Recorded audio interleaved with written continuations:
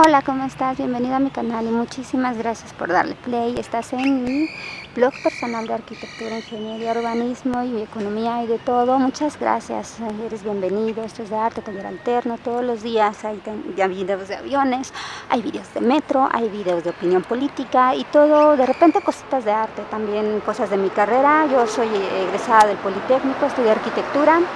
Y el día de hoy te voy a presentar un tema muy importante para los cuentavientes de Banamex. Como sabes, las redes sociales, los medios de comunicación nos han bombardeado con una noticia vinculada también a la opinión de la presidenta Claudia Sheinbaum, porque una cuarta parte, o sea, el 25% de Banamex fue comprado por un empresario.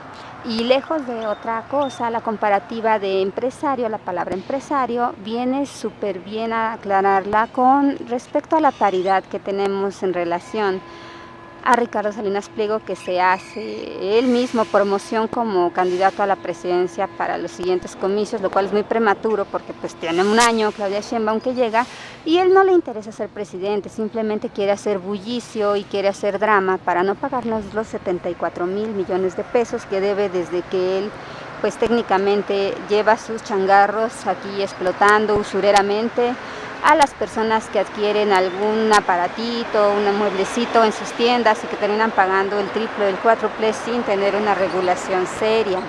Entonces, el día de hoy vamos a hablar de estos temas que son así como importantes, la diferencia entre dos empresarios.